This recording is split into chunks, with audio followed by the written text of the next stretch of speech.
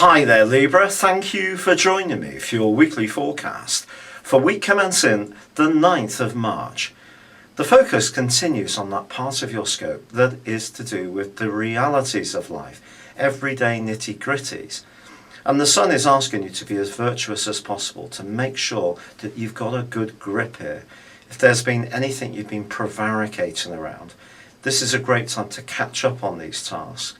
Yet I do feel that relationships are actually still going to be a big part of the action that can unfold, not least because Mars is combining with Uranus all through this week in your 7th solar house. And this can continue to see you be more outspoken and more assertive about how you see things. But that can be entirely positive. It's just that because both are squaring up to Uranus, it's possible that anyone who's on the end of what you say may be quite taken aback about how much franker you can be when push comes to shove.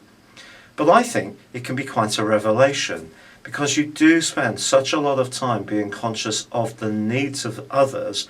If you are asserting your own, I think that's entirely helpful. But also, Uranus continues to square up with Jupiter, so having Mars alongside suggests that when it comes to your friends and sociable situation, there could be some last minute invitations which can hugely please you.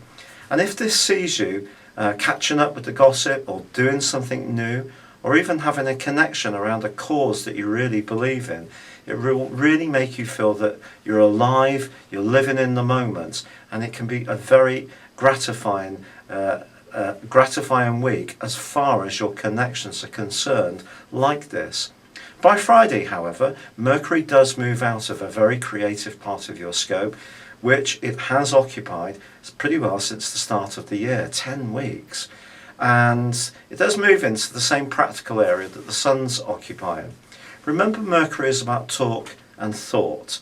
So if you have come up with some fine ideas of late, this change will help you to grapple with those details that much more, or to explain things, write documents, formulate the structure of anything that it is important to have a real precision around. There is a quarter moon, however, which occurs on Friday too.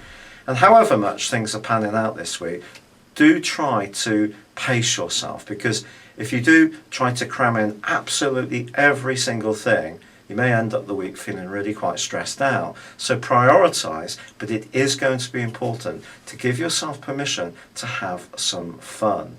Finally, as the week comes to a close, Saturn goes into a 5.5-month retrograde. Of course, it had been, up until just before Christmas last year, affecting your financial position. Now it's much more to do with your thinking, your ideas, and anything to do with transport or technology can be areas which you may have to direct a little bit more effort in the weeks to come. It's been a real pleasure being with you. Thank you for joining me. Good luck and goodbye for now.